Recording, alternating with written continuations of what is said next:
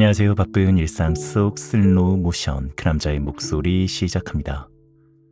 오늘 전해드릴 이야기는 바로 이건데요. 사람 읽기 시크릿 인간 심리 36입니다. 얼마 전에 세상 읽기 시크릿 법칙 101이라는 책을 소개해드리면서 많은 관심을 주셨는데요. 이번에는 세상 읽기가 아니라 사람 읽기입니다. 사람의 마음은 결코 쉽게 읽히는 대상이 아닙니다. 때로는 마음을 들켜선 안 되는 순간이 있고 반대로 꼭 전해지길 바라는 순간도 있죠. 이 책은 인간의 행동 뒤에 그 마음을 엿볼 수 있는 수많은 힌트들이 곳곳에 숨어 있다고 합니다. 결정장애, 인지부조화, 익명과 루시퍼 효과 등에 대한 여러 지식을 알려주고 있고요. 정말 페이지를 넘길수록 행동 속에 감춰진 사람의 진짜 마음이 무엇인지 알 수 있었습니다. 스마트 비즈니스 출판사에서 구독자 여러분들을 위해 이번에도 도서를 제공해 주신다고 하는데요. 한 줄 서평 정도 댓글로 남겨주시고 고정 댓글에 신청서 링크 올려드릴 테니 많은 응모 바라겠습니다. 자, 오늘은 지식과 교양을 들으면서 잠을 정해보도록 하겠습니다. 그럼에도 불구하고 오늘 밤도 잘 자요.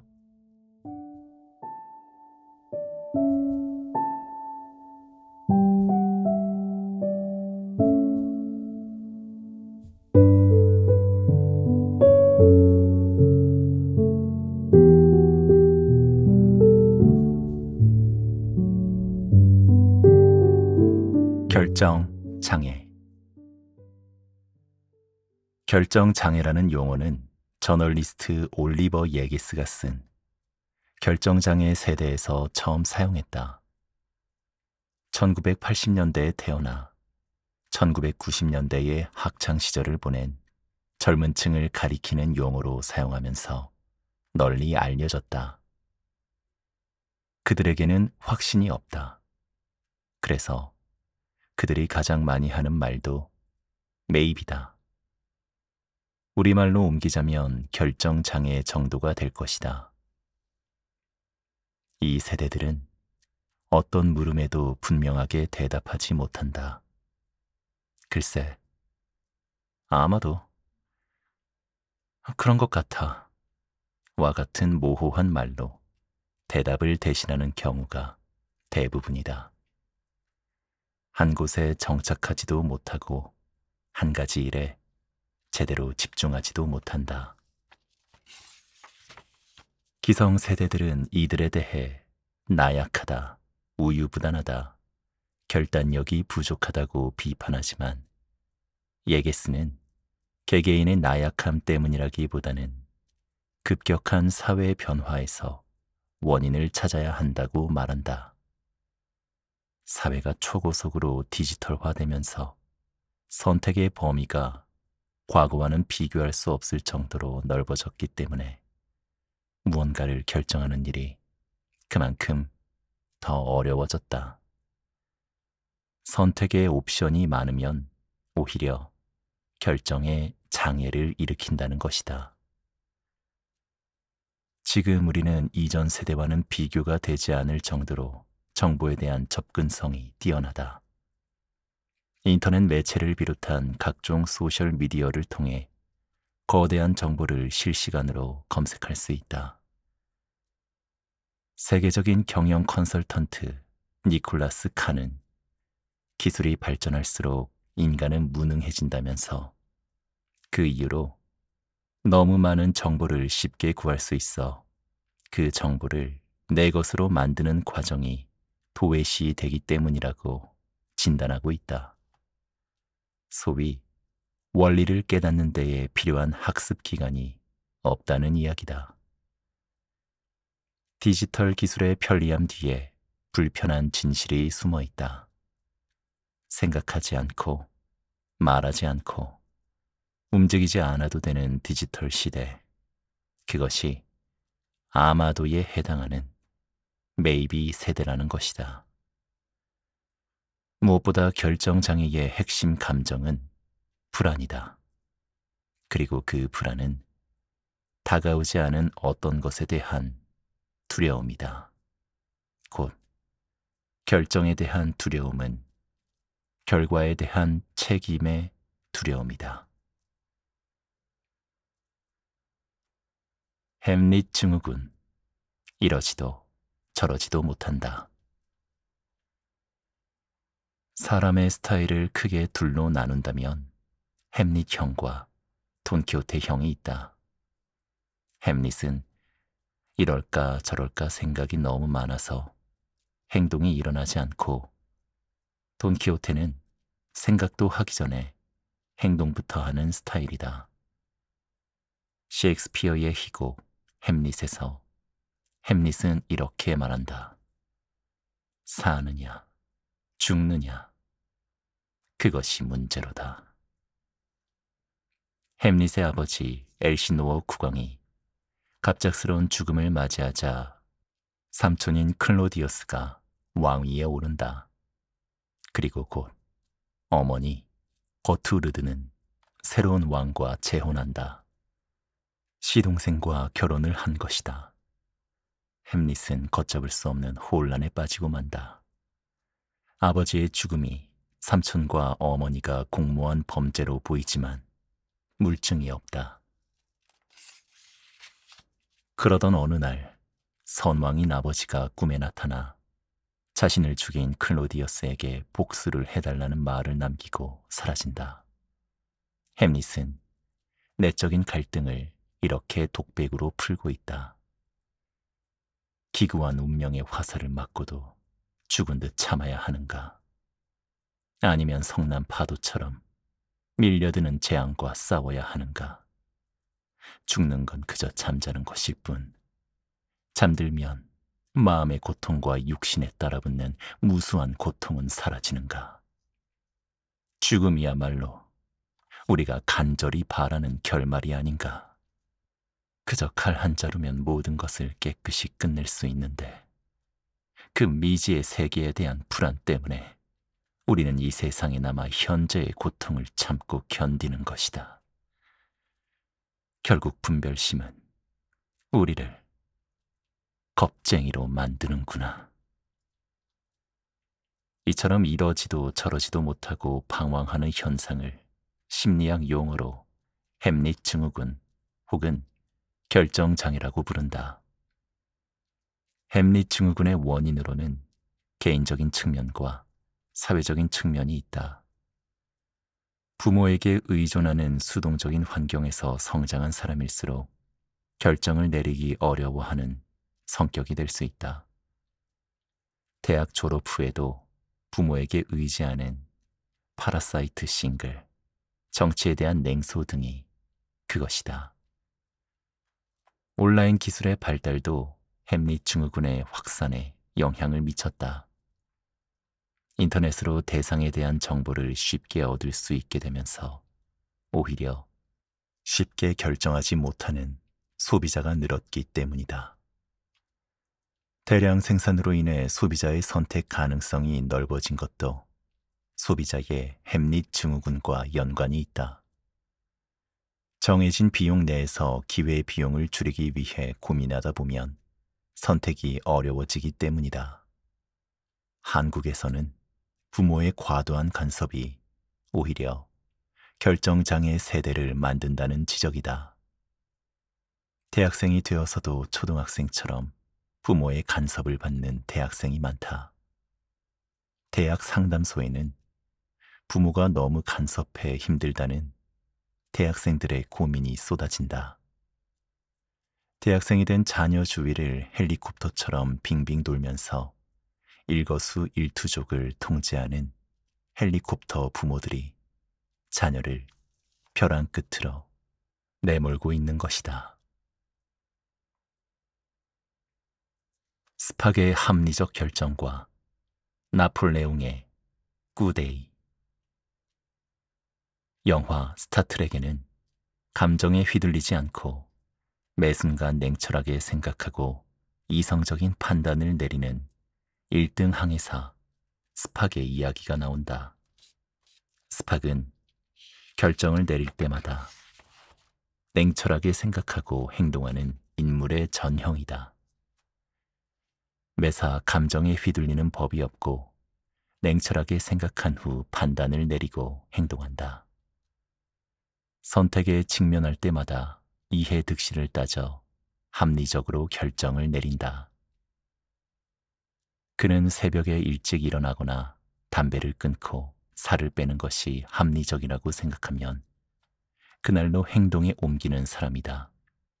그의 모습은 옛날의 현인들이나 공자 혹은 애덤 스미스가 가정한 인간의 모습과도 같다. 경제학이 가정하고 있는 인간상은 합리적이고 이기적이다. 오직 자신의 득실만 따져서 행동한다. 그러나 우리는 그런 사람을 현실에서 본 적이 없다. 그래서 경제학을 규범적인 학문이라고 말한다. 현실의 인간이 그렇다는 것이 아니라 그렇게 행동하면 합리적인 인간이라는 것이다. 현실에서의 인간은 합리적이기보다 직관적이며 충동적으로 생각하고 감정으로 행동하는 경우가 훨씬 더 많다. 수많은 전쟁을 치렀던 나폴레옹은 사전 계획이라는 것을 세운 적이 별로 없었다. 전장에 나가기 전에 지도를 보면서 몇 가지 싸움의 형태를 숙고한 다음 전장에 나가 적진의 형세를 살펴보면서 작전을 지시했다. 이를 나폴레옹의 꾸데이라고 부른다. 꾸데이는 전문가의 직관 정도로 번역되는 단어다. 냉철한 이성만이 올바른 길을 안내하는 게 아니라는 의미다. 인간의 논리나 합리적 사고라는 것은 언제든 틀릴 수 있다. 우리는 조삼모사의 고사를 읽고 원숭이의 어리석음에 웃을지 모르지만 인간도 별거 아니다. 사람에게 적용된 조삼모사의 사례를 보자. 무서운 전염병이 돌아 600명이 사망할 것이라는 예측이 나왔다. 정부는 두 가지 대책을 세웠다. 당신은 어느 것을 선택하겠는가? A. 200명은 살린다. B. 600명 모두 살릴 수 있는 확률은 3분의 1이고 모두 살 수 없는 확률은 3분의 2다. 이 설문에서 A안을 선택한 사람이 72%, B안을 선택한 사람이 18%였다. 그러나 위 두 문항은 같은 내용이다. 말의 뉘앙스에 속아 잘못된 판단을 내리고 있는 것이다. 원숭이를 비웃기에는 인간도 50보 100보다. 그리스 신화를 보면 아테네에 있는 델포이 신전은 원래 뱀의 형상을 한 가이아 여신의 아들 비톤이 차지하고 있었으나 아폴론이 괴물을 활로 쏘아 죽이고 자신의 신전을 세워 그곳에서 신탁을 내렸다. 그러나 아폴론은 1년 중 3에서 10개월까지만 그곳에서 신탁을 내렸고 아폴론이 휴가를 가는 10일에서 2월 동안은 술의 신 디오니소스와 그의 추종자들이 차지했다. 태양의 신 아폴론이 이성적인 존재라면 술의 신 디오니소스는 감성적이고 충동적인 존재다. 아폴론이 논리적이라면 술의 신 디오니소스는 다분히 감정적이고 즉흥적이고 충동적이다. 세상은 이 둘의 조화로 운행되고 있음을 암시하는 대목이다. 인간은 완벽하게 합리적이지도 않고 언제나 감정적이고 충동적이지도 않다는 것이다.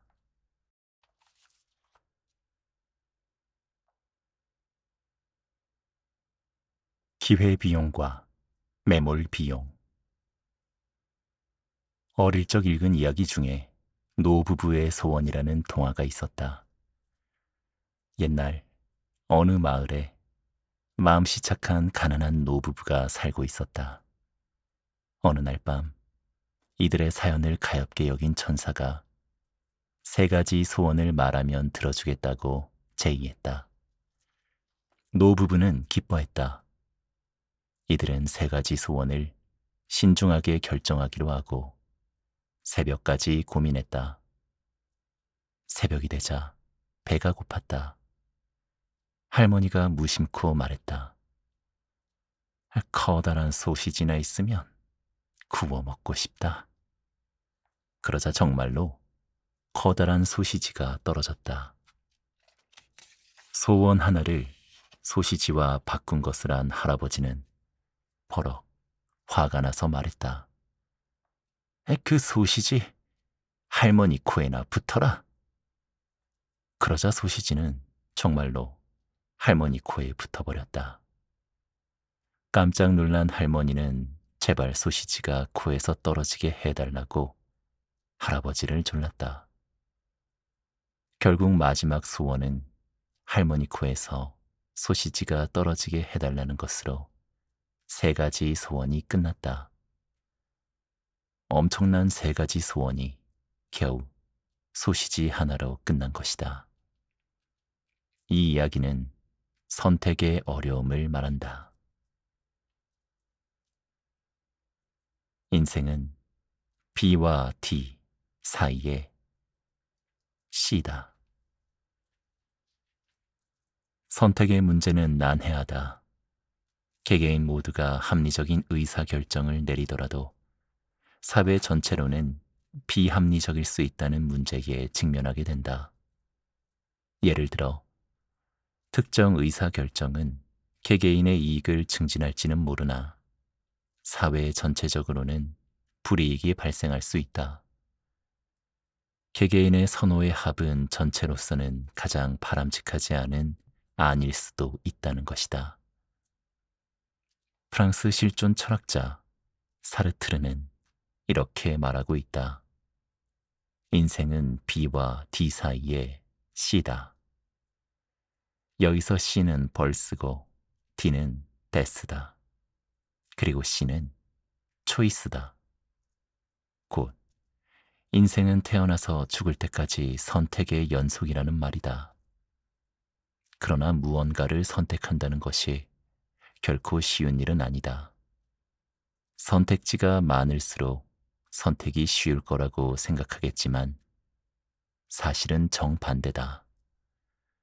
어느 마켓에서 재밌는 실험을 했다.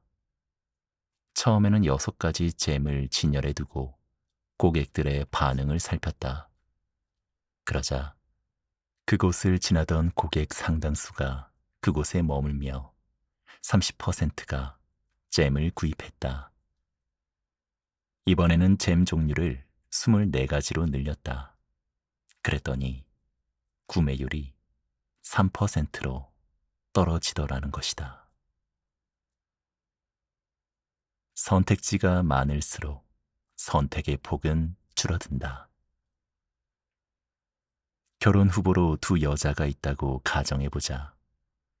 한 여인은 두뇌가 뛰어나고 다른 한 여인은 보기 드문 미인이다. 어느 쪽을 선택할 것인가? 머리 좋은 여인에게는 똑똑한 이세를 기대할 수 있지만 미인에게는 살아가는 동안에 즐거움이 있다. 둘 다 가질 수는 없기에 어느 하나를 선택하고 다른 하나는 버려야 한다. 선택에서 제외된 여인이 나에게는 기회 비용이 된다. 기회는 있었지만 선택에서 배제된 효용이다. 주말에 데이트한다면 공부할 시간을 잃게 된다. 잃어버린 학습 시간이 기회의 비용인 것이다. 기업가가 기업에 투자한 돈을 은행에 예금했더라면 이자를 받을 수 있다. 그 포기한 이자가 기업가에게는 기회 비용이다. 재화의 가격은 객관적이지만 기회 비용은 주관적이다. 사람마다 다르게 느낀다. 놓친 물고기가 아쉬운 것이다. 매몰 비용은 188쪽에 자세히 설명되어 있다. 그렇다면 정말 놓친 효용이 정답일까? 아니다. 어느 쪽을 선택해도 대부분 후회하게 된다. 이를 수치로 보자. 대학을 막 졸업했다. 연봉이 5천만 원인 직장에서 당신을 고용하려고 한다. 그런데 당신은 그 직장도 좋지만 꿈꾸던 유학을 가서 2년 더 공부하고 싶다. 만일 2년 유학 비용으로 1억이 든다고 할 경우 유학을 선택할 때 치러야 할 기회 비용은 1억 원이 아니다. 2년 동안 직장 생활을 할 때 얻는 수익 1억 원을 포함한 2억 원이다. 그런데 일반적으로 사람들은 모든 선택에는 반드시 기회 비용을 치러야 한다는 것, 특히 대가나 희생이 따른다는 것을 잘 염두에 두지 않는다. 당신은 2억 원의 기회비용과 미래의 불확실성을 감수하면서도 유학을 갈 것인가? 아니면 확실한 직장과 연봉을 선택하고 유학을 다녀옴으로써 얻게 될 다른 기회, 즉, 더 좋은 직장과 연봉, 그리고 빠른 승진 가능성 등을 포기할 것인가? 아니면 최소한 2년 동안 직장 생활을 하면서 유학 비용을 모으고 좀 더 확실한 방법을 찾을 때까지 유학을 미룰 것인가? 합리적인 의사결정이 가능할 것 같지만 현실에서는 그리 간단한 문제가 아니다. 위의 사례에서 설사 집안 형편이 유학 비용을 지원할 수 있을 만큼 넉넉하더라도 만일 당신에게 지극히 사랑하는 애인이 있고 그 애인이 유학을 반대한다는 조건이 하나만 더 붙어도 판단은 훨씬 더 복잡하고 어려워진다. 과연 그와 같은 조건에서 어떤 대안이 당신의 기대의 효용을 극대화하는 최선의 선택일까? 아무리 체계적이고 논리적으로 사고하는 사람이라 하더라도 실제 현실에서 저런 선택 상황에서 사전에 어느 대안이 최선인지 결정 지을 수 있을까? 의사결정의 고전적 모델은 대부분의 의사결정자가 실제로 어떻게 하는가를 묘사하기 위한 모형이라기보다는 이상적이고 비현실적인 경우가 많다. 그 이유는 이렇다.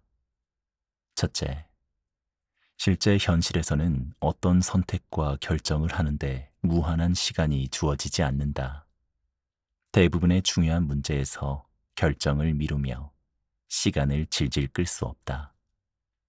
둘째, 아직 경험해보지 못한 선택 대안들에 대한 모든 중요한 정보들을 완전하게 확보하는 것은 불가능하다. 당신이 알지 못하는 숨은 정보들 가운데 정말로 중요하고 결정적인 정보들이 있을 수 있다. 셋째, 특정한 주관적 조건 속에서 가능한 모든 선택 대안들이 가진 기회 비용과 예상 가능한 결과들을 객관적으로 모두 계산해내는 것은 사실상 불가능하다.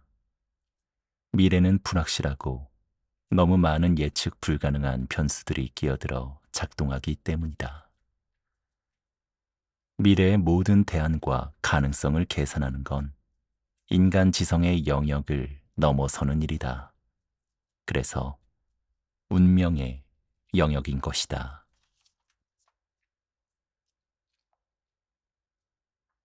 율리시스의 계약.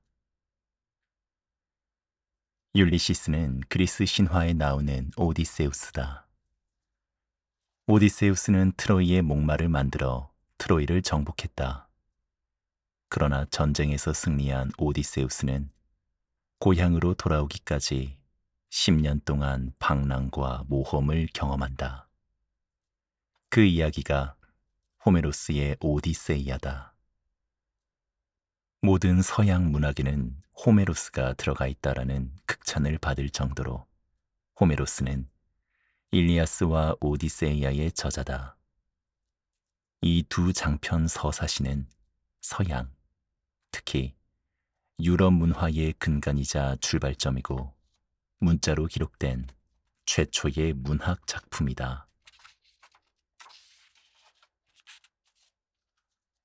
현재의 내가 미래의 나를 통제한다.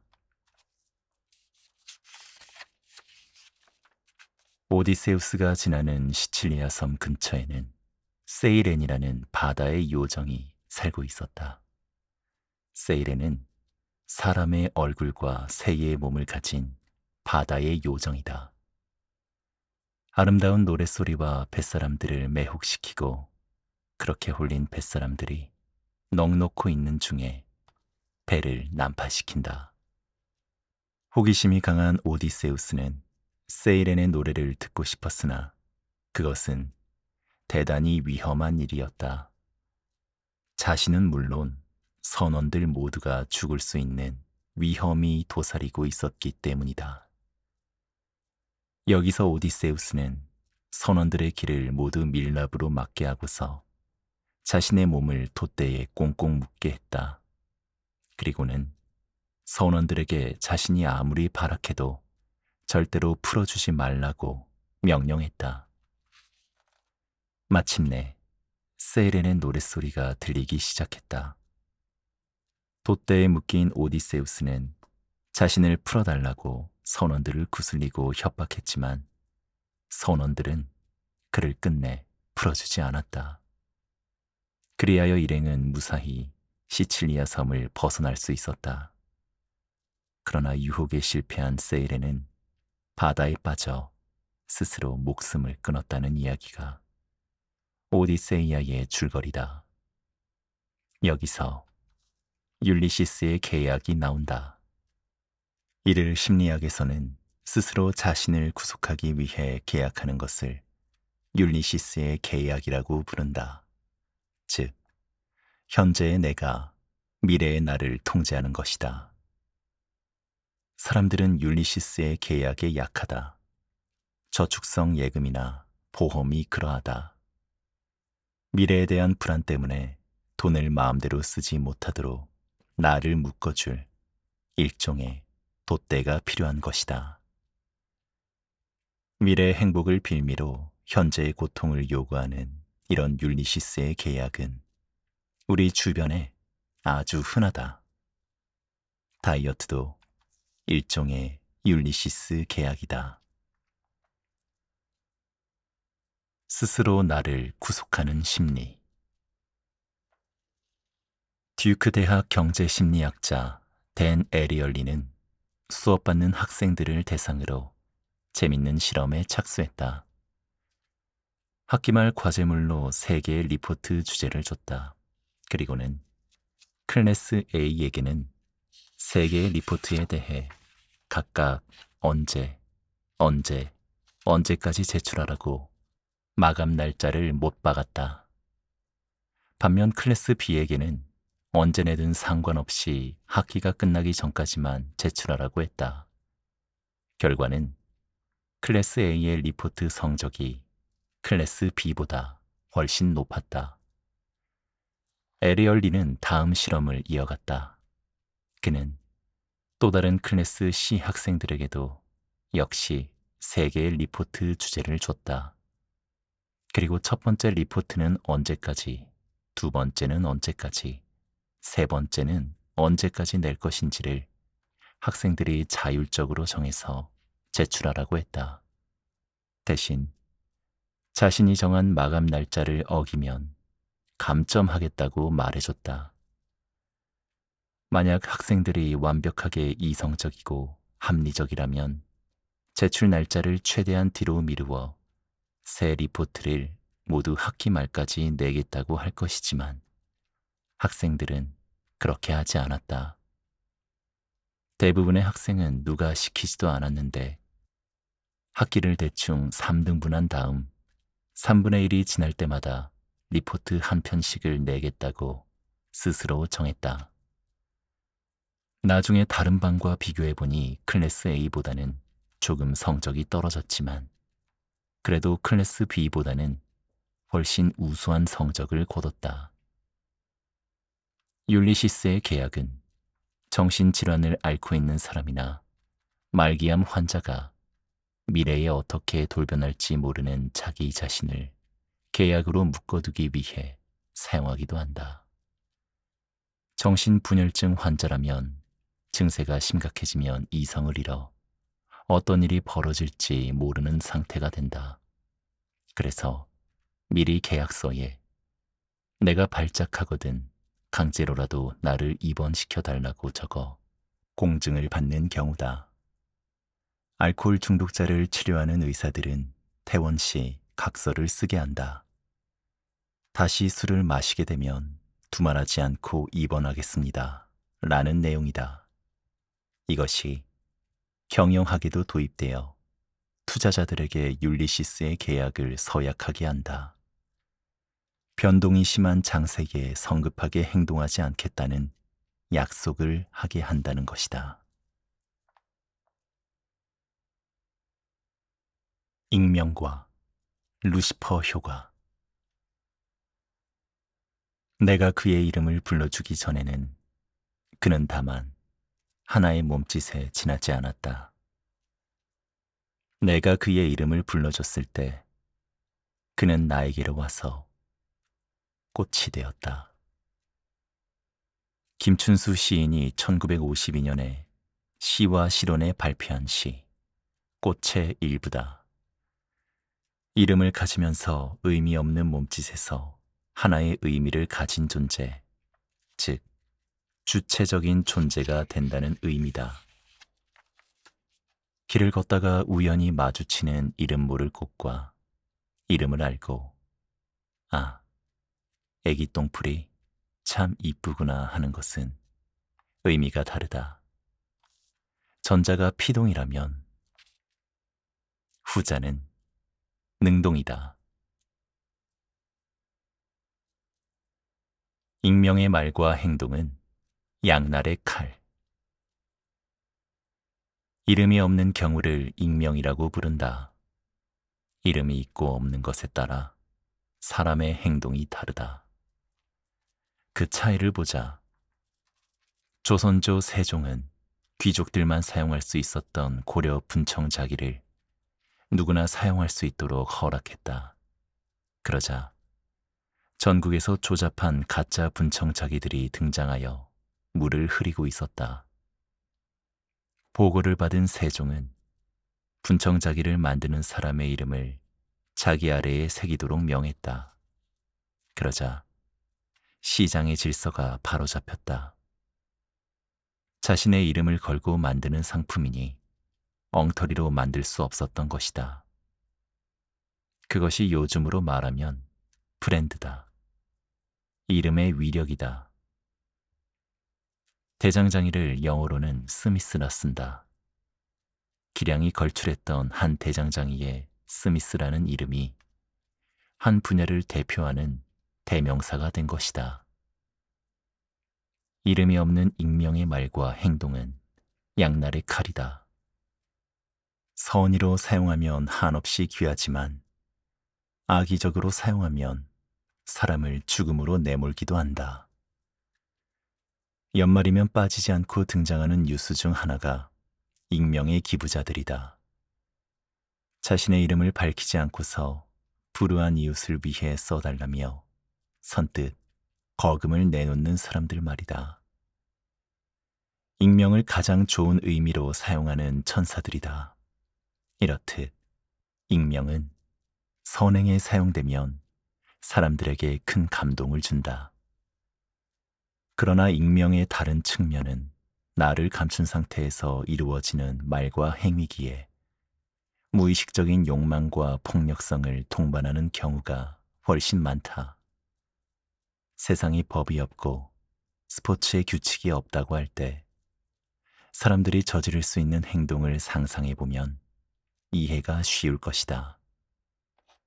강도들도 맨 얼굴보다 복면을 하면 훨씬 더 대담해진다고 한다. 자신의 얼굴이 노출되지 않기 때문이다. 살인 사건이 일어났다. 시신을 살펴보니 신체 부위가 여러 곳 훼손되었고 특히 얼굴을 알아볼 수 없을 정도로 난자당했다. 범인은 누구일까? 프로파일러는 알고 있었다. 피해자와 아주 잘 아는 가까운 사람이다. 얼굴을 잘 아는 사람일수록 더욱 잔인하게 죽인다는 것이다. 이것이 익명의 세계다. 인터넷은 익명의 바다다. 이름을 숨기고 마음껏 서핑할 수 있는 비밀의 바다인 셈이다. 온라인 카페를 서핑하다 보면 익명의 게시판은 온통 욕설, 비방, 음담패설, 언어폭력이 난무하고 있다. 익명이 보장되는 가상의 공간에서는 자신을 통제하기가 현실에서보다 어렵다. 오프라인에서 억눌렸던 잠재된 욕망이 익명의 공간에서 분출되기 때문이다. 수사관들의 말을 빌리자면 인터넷 공간에서 온갖 악플을 달고 조폭처럼 행동하는 사람들을 잡고 보면 그리도 착한 사람들이어서 놀란다고 한다. 이른바 익명의 공간은 해방 공간인 셈이다. 익명은 미운 놈 죽이기에도 유용한 수단이다. 누군가에 의해 조작된 의견이 다수 사람의 견해인 것처럼 나돌면서 무고한 사람을 죽음으로 내몰기도 한다. 악플에 시달리다 결국 자살을 택하는 연예인이나 유명인들이 빈번한 인터넷 환경이다.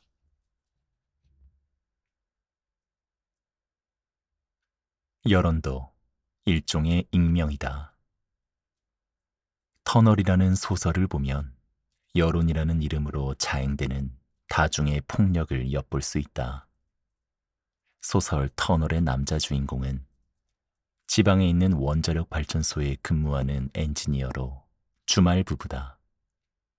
마침 딸아이의 생일을 맞아 케이크와 선물을 자동차에 싣고 집으로 가던 주인공은 터널이 무너지면서 그 안에 갇히게 된다. 부실 공사 탓이다.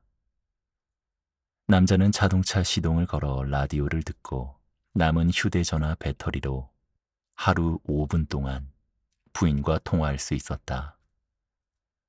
처음 사회 분위기는 그가 생還하기를 빠른 구조를 바라는 여론이었다.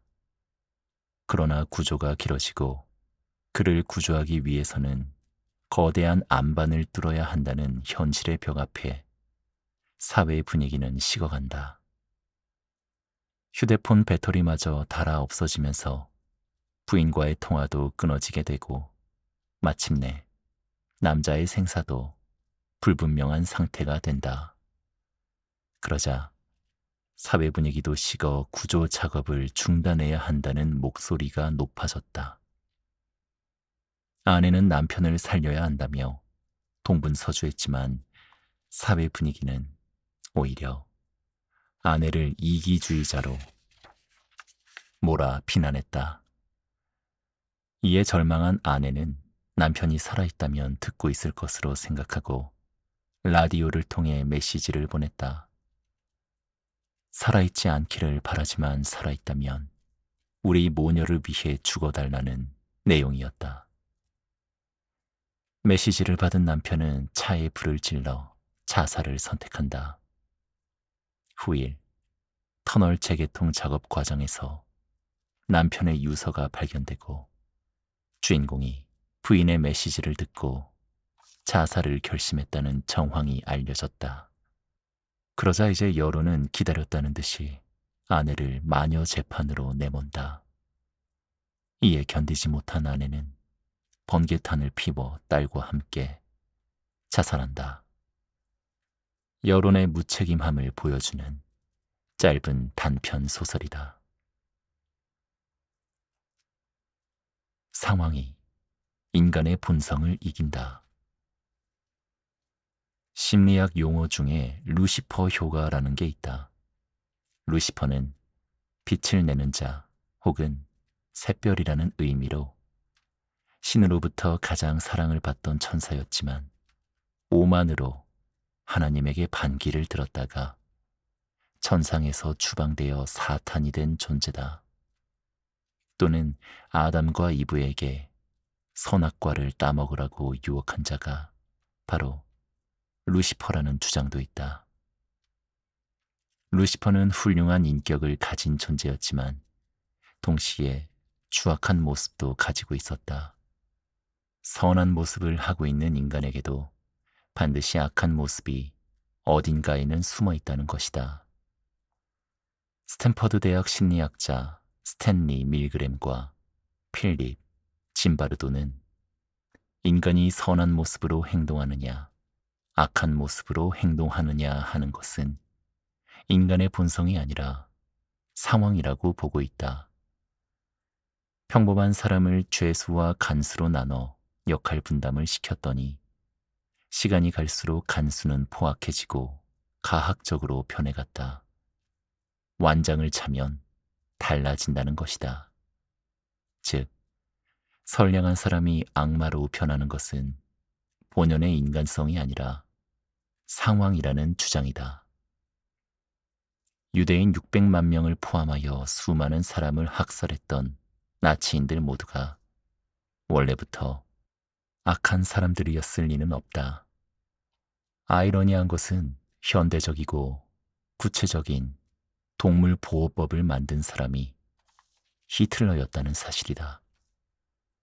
게슈타포를 창설하는 등 악명이 높은 헤르만 괴링은 1933년 라디오에 나와 동물들은 참을 수 없는 고통과 실험을 경험하고 있다. 나는 신중하고 묵묵히 생각했다. 죽어가는 동물을 지속적으로 대우하겠다. 라고 밝히기도 했다. 스탠리 밀그램의 가설처럼 평범했던 보통 사람들이 특수한 상황에서 악마로 변했던 것이다. 악의 상황 이론을 쓴 리 로스는 이렇게 말한다.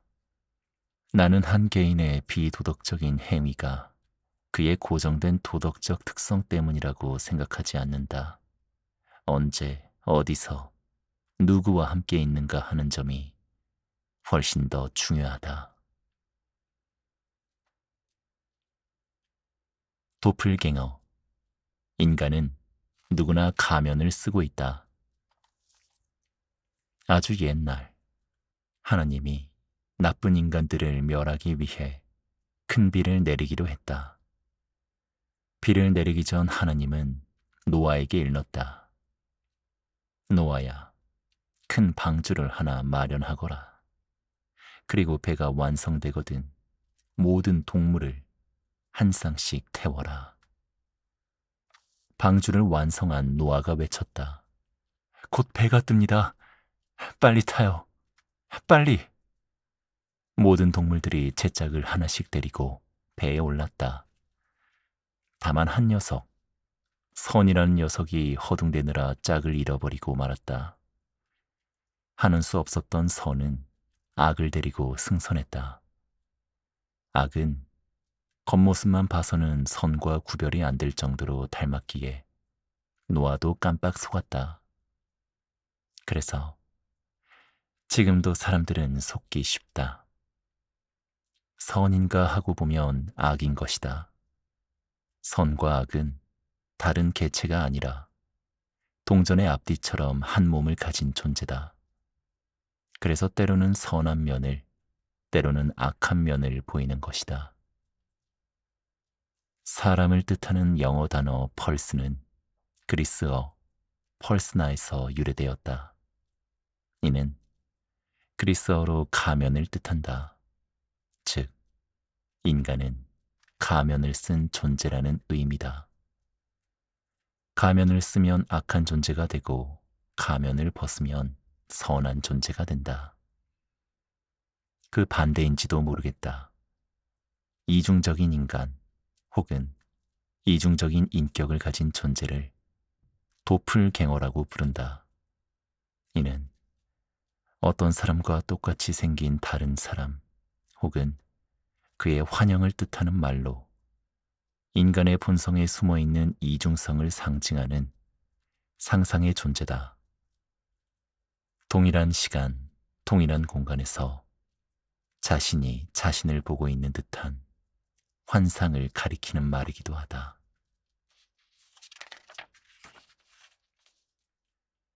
피카소의 그림, 뜨개질하는 여인은 뜨개질하는 애인의 모습을 그림으로 그리는 나이의 모습이 담겨 있다. 그 화면에서 여인은 3번 등장하고 피카소 자신은 2번 등장한다. 자신의 모습을 자신이 보는 것이다. 극장에서 영화를 보고 있는 자신의 모습을 떠올리는 경우 등이다. 뉘앙스는 조금씩 달라도 거의 모든 문화권에서 이런 경우를 상상하고 있다. 죽음과 관련된 것이 많다. 예를 들면 우리나라에도 죽어가는 사람은 자신이 흰옷을 입고 구름 위로 날아가는 환영을 본다고 한다. 일종의 유체 이탈이다. 정신적으로 큰 충격을 받은 경우 자신의 환영이 보이는 일종의 정신질환이다. 자신의 말과 행동을 마치 남의 이야기처럼 하는 것도 이에 해당한다. 우리가 잘 알고 있는 스티븐슨의 소설 지킬 박사와 하이드 씨도 도플갱어 부류에 속한다. 지킬 박사와 하이드 씨에서 지킬은 사람을 양분할 수 없을까 하는 실험에 착수해 선한 면은 더욱 선하게 하고 악한 면을 더 악하게 만드는 약물을 개발하여 2사람으로 행동하고 있다. 분신인 하이드가 되는 것에 중독된 지킬은 약물을 남용하다가 결국에는 지킬로 돌아갈 수 없는 상태가 되었고 이를 비관해 스스로 목숨을 끊는 것으로 결말이 난다. 눈먼 자들의 도시는 주제 사라마구의 노벨 문학상 수상작이다.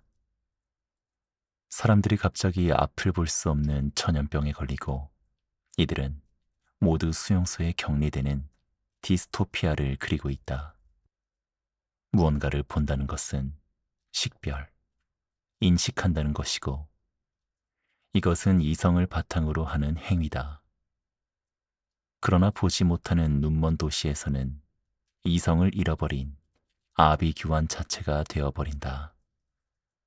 여기서 작가는 인간이 극한 상황에서 얼마나 사악해지는지를 그리고 있다. 누구든 선한 면과 악한 면을 어느 정도는 동시에 가지고 있다. 자란 환경이나 교육에 따라 어느 면이 강하게 나타나고 어느 면은 잠재된 형태로 나타난다는 것이다.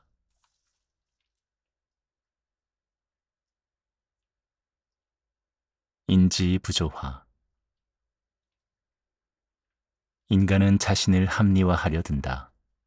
여름 휴가철을 맞아 친구들과 놀기 위해 바닷가에 있는 펜션을 하나 예약했다. 미리 예약한 탓에 가격을 할인받을 수 있었다. 성수기라면 20에서 30만 원 하는 펜션이지만 미리 예약한 덕분에 또 환불 불가라는 조건 때문에 10만 원에 예약할 수 있었다. 그러나 예약한 날이 다가오자 비가 내렸다. 일기예보를 들어보니 태풍이 온다고 한다. 바닷가에서 신나게 놀기는 틀린 것이다. 한 친구가 말한다. 가지 말까? 야, 미쳤어? 10만 원이나 냈는데? 그리고 돌려받을 수도 없어. 이때의 10만 원은 돌려받을 수 없는 이미 날아간 돈이다. 이를 매몰 비용이라고 부른다. 그러자 모임을 주선했던 친구가 말한다. 비 오는 바닷가의 낭만도 좋아. 그냥 가기로 해. 이 경우 비 오는 바닷가의 낭만은 합리화를 위한 아이디어다. 처음 기대와는 다른 상황이지만 옳은 선택이었다고 믿으려는 심리가 인지부조화다. 합리화. 자기를 보호하기 위한 수단. 1950년대 미국에서 있었던 사례다.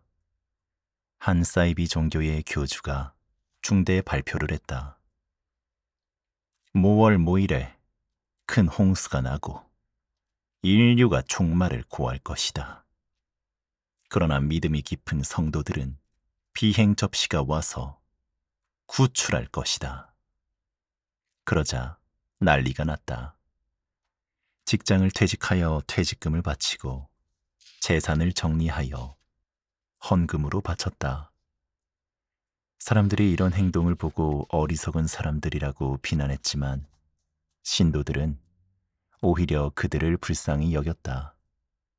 마침내 종말이 날이 왔다. 비도 내리지 않았고 비행 접시도 뜨지 않았다. 사람들이 웅성거릴 즈음에 교주가 나타났다. 그는 이렇게 소리쳤다. 여러분의 믿음이 너무 신실해서 하나님께서 홍수를 내리는 대신에 인류를 구원한 것입니다. 전 재산을 바친 사람들은 어떤 반응을 보였을까? 놀랍게도 축제를 열어 기뻐했으며 믿음이 더욱 강해졌다. 논리적이라면 교주가 틀렸다고 해야지만 이들은 논리적인 결론 대신에 자신들의 신앙심이 강해서 하나님이 심판을 미뤘다는 것에 초점을 맞췄다. 전 재산을 날리고도 주위 사람들에게 연민의 눈길까지 보낸 신도들이 만약 교주가 틀렸다거나 사기를 쳤다고 난동을 부린다면 자신들의 존재 자체가 깡그리 부정되고 만다. 그래서 자신들의 신앙심에 초점을 맞춘 것이다. 이것이 인지부조화다.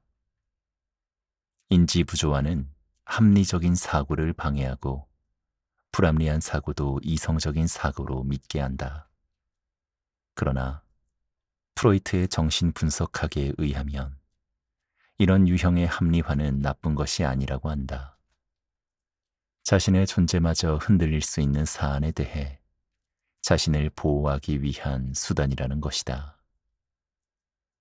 현대를 살아가는 사람들에게 수많은 선택지는 좋은 결정에 도움이 되는 게 아니다. 선택지가 적정 수준을 넘어가면 오히려 나쁜 선택의 결과를 가져올 수 있으며 스트레스, 불안, 우울증까지 불러온다. 많은 선택지 중에서 어느 하나를 골랐다면 만족할까? 그게 아니라는 것이다. 선택에서 배제된 대안을 두고 후회하게 된다. 핑크색 원피스를 샀어야 했는데 라는 후회가 다시 스트레스가 된다.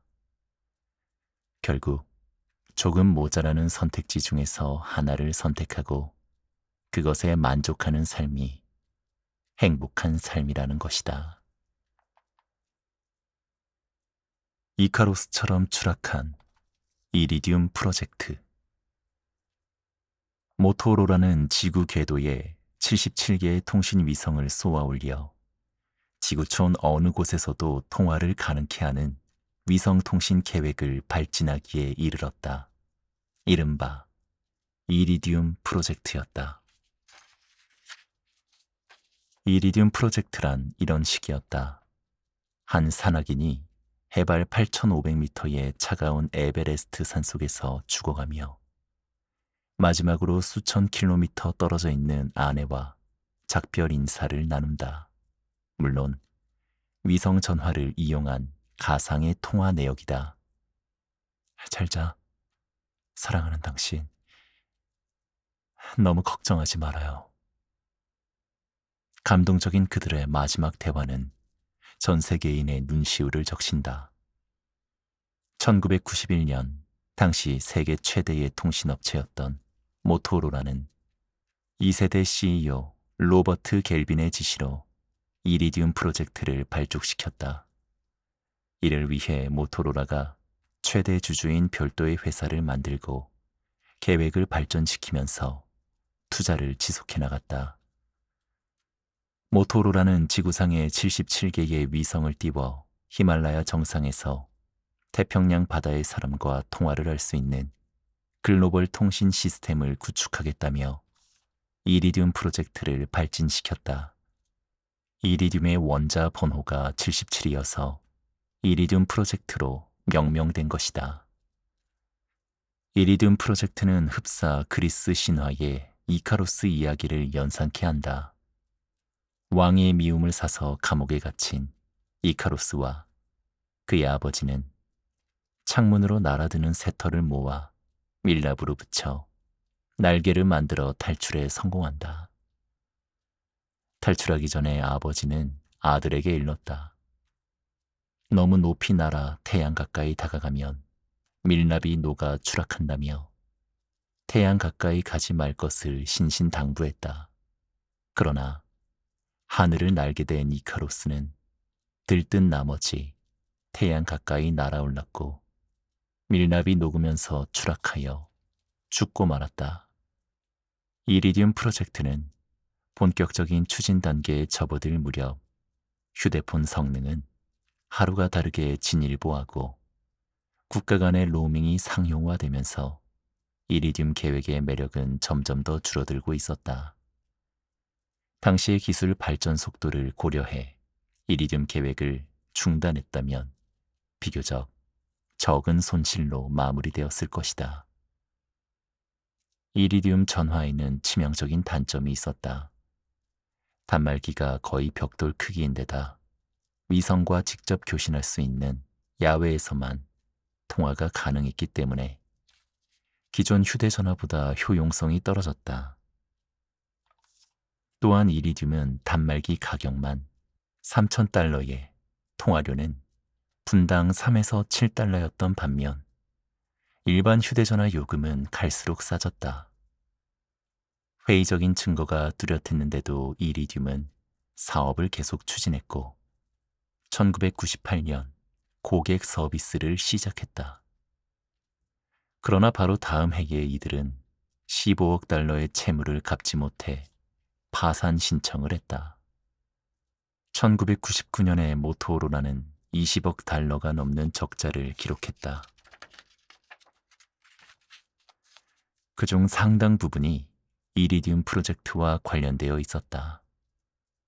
모토로라처럼 승승장구하던 기업조차 실패를 겪고 몰락하는 순간이 온 것이다. 안 된다는 것을 알면서도 지금까지 투자한 돈이 아까워 포기를 하지 못한다. 이것을 매몰 비용이라고 부른다. 매몰 비용 대신 콩코드 효과라고 부르기도 한다. 콩코드는 영국과 프랑스가 미국의 보잉을 따라잡기 위해 제작한 대형 프로젝트였다. 처음부터 전망이 밝지 않았지만 그때까지 투자한 돈, 노력, 시간 등이 아까워 쉽게 포기하지 못하고 질질 끌다가 결국은 문을 닫고 말았다. 결정 장애. 결정 장애라는 용어는 저널리스트 올리버 예기스가 쓴 결정 장애 세대에서 처음 사용했다. 1980년대에 태어나 1990년대의 학창 시절을 보낸 젊은 층을 가리키는 용어로 사용하면서 널리 알려졌다. 그들에게는 확신이 없다. 그래서 그들이 가장 많이 하는 말도 maybe다. 우리말로 옮기자면 결정장애의 정도가 될 것이다. 이 세대들은 어떤 물음에도 분명하게 대답하지 못한다. 글쎄, 아마도 그런 것 같아 와 같은 모호한 말로 대답을 대신하는 경우가 대부분이다. 한 곳에 정착하지도 못하고 한 가지 일에 제대로 집중하지도 못한다. 기성 세대들은 이들에 대해 나약하다, 우유부단하다, 결단력이 부족하다고 비판하지만 예게스는 개개인의 나약함 때문이라기보다는 급격한 사회 변화에서 원인을 찾아야 한다고 말한다.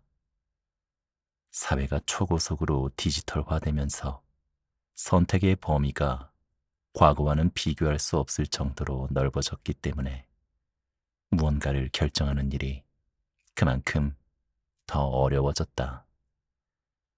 선택의 옵션이 많으면 오히려 결정에 장애를 일으킨다는 것이다. 지금 우리는 이전 세대와는 비교가 되지 않을 정도로 정보에 대한 접근성이 뛰어나다. 인터넷 매체를 비롯한 각종 소셜 미디어를 통해 거대한 정보를 실시간으로 검색할 수 있다. 세계적인 경영 컨설턴트 니콜라스 칸은 기술이 발전할수록 인간은 무능해진다면서 그 이유로 너무 많은 정보를 쉽게 구할 수 있어 그 정보를 내 것으로 만드는 과정이 도외시 되기 때문이라고 진단하고 있다. 소위 원리를 깨닫는 데에 필요한 학습 기간이 없다는 이야기다. 디지털 기술의 편리함 뒤에 불편한 진실이 숨어 있다. 생각하지 않고 말하지 않고 움직이지 않아도 되는 디지털 시대. 그것이 아마도에 해당하는 메이비 세대라는 것이다. 무엇보다 결정장애의 핵심 감정은 불안이다. 그리고 그 불안은 다가오지 않은 어떤 것에 대한 두려움이다.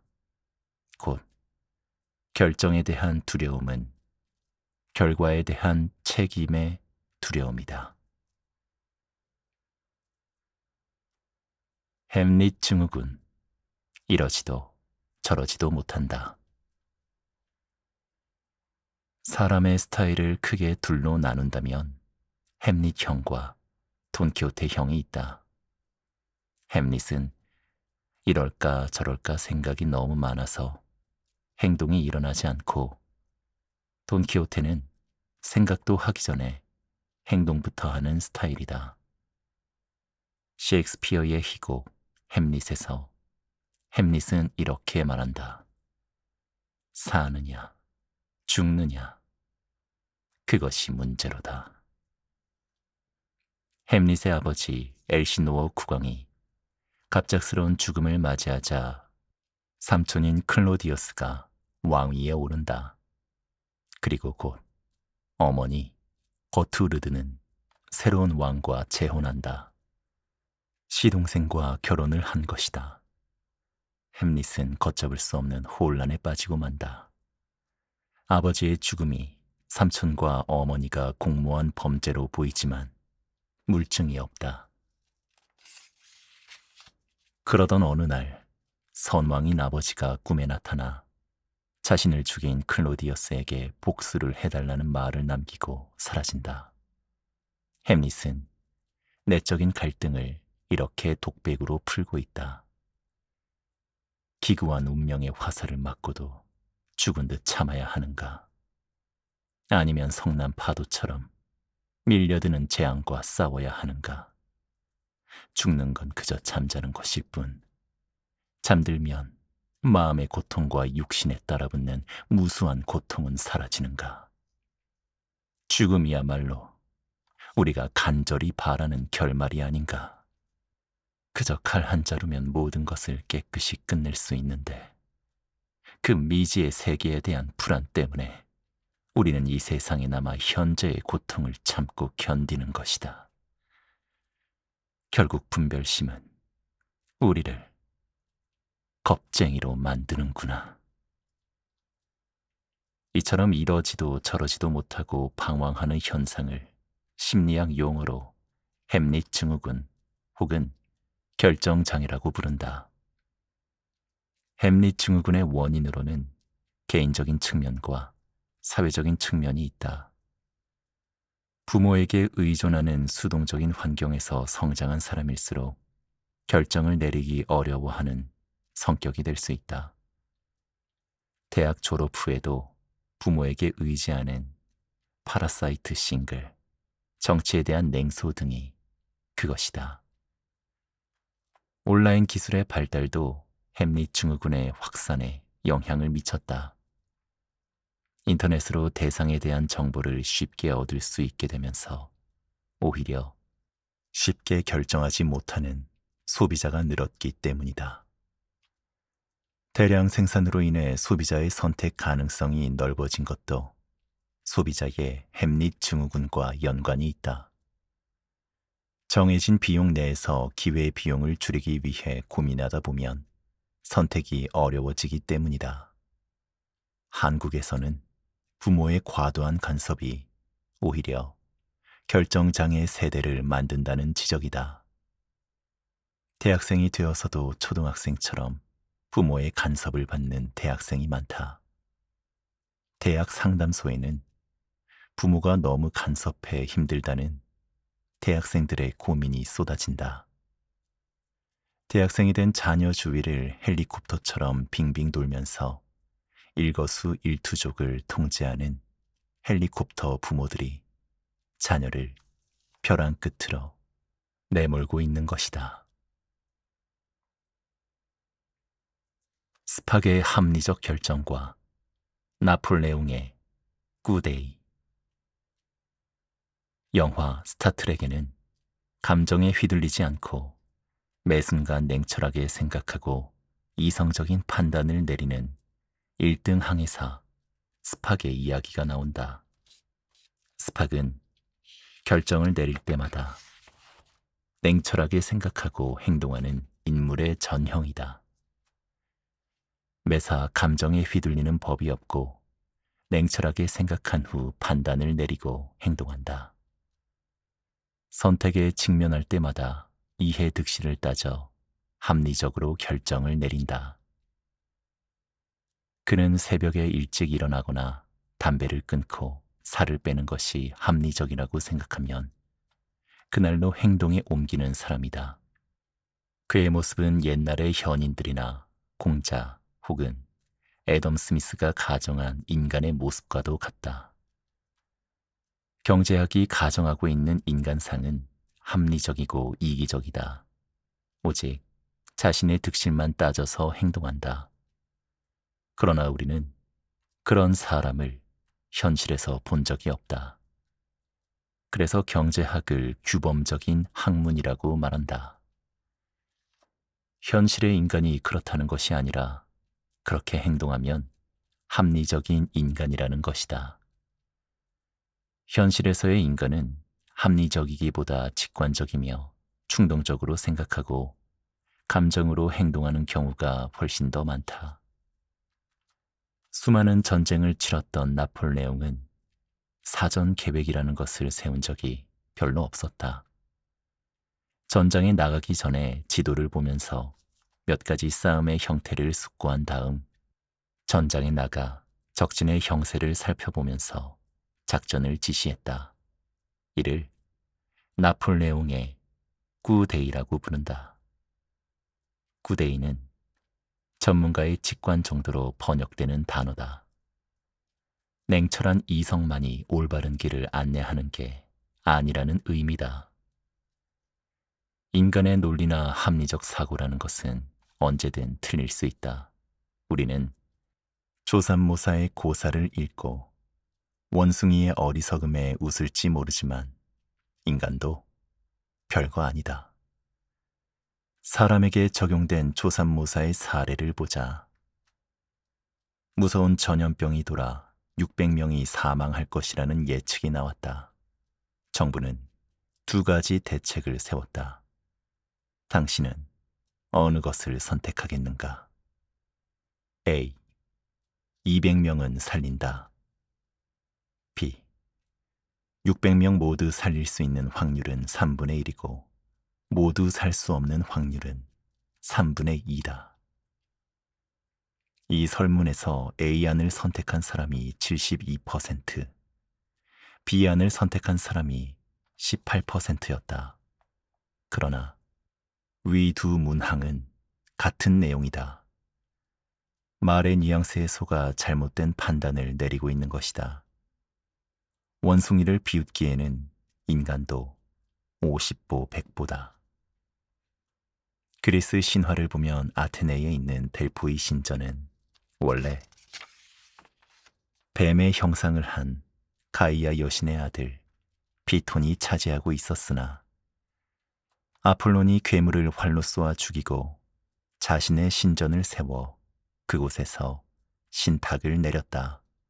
그러나 아폴로는 1년 중 3에서 10개월까지만 그곳에서 신탁을 내렸고, 아폴론이 휴가를 가는 10일에서 2월 동안은 술의 신 디오니소스와 그의 추종자들이 차지했다. 태양의 신 아폴론이 이성적인 존재라면 술의 신 디오니소스는 감성적이고 충동적인 존재다. 아폴론이 논리적이라면 술의 신 디오니소스는 다분히 감정적이고 즉흥적이고 충동적이다. 세상은 이 둘의 조화로 운행되고 있음을 암시하는 대목이다. 인간은 완벽하게 합리적이지도 않고 언제나 감정적이고 충동적이지도 않다는 것이다.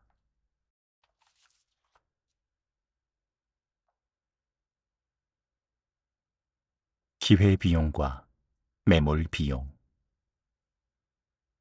어릴 적 읽은 이야기 중에 노부부의 소원이라는 동화가 있었다. 옛날 어느 마을에 마음씨 착한 가난한 노부부가 살고 있었다.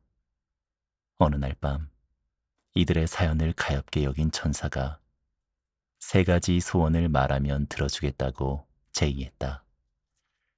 노부부는 기뻐했다. 이들은 3가지 소원을 신중하게 결정하기로 하고 새벽까지 고민했다.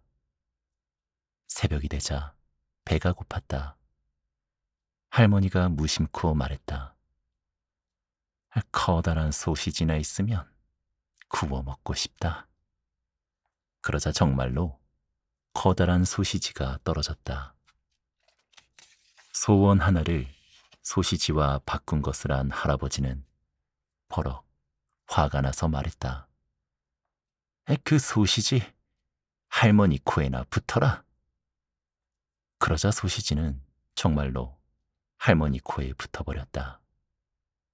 깜짝 놀란 할머니는 제발 소시지가 코에서 떨어지게 해달라고 할아버지를 졸랐다. 결국 마지막 소원은 할머니 코에서 소시지가 떨어지게 해달라는 것으로 3가지 소원이 끝났다. 엄청난 3가지 소원이 겨우 소시지 하나로 끝난 것이다. 이 이야기는 선택의 어려움을 말한다. 인생은 B와 D 사이에 C다. 선택의 문제는 난해하다. 개개인 모두가 합리적인 의사결정을 내리더라도 사회 전체로는 비합리적일 수 있다는 문제에 직면하게 된다.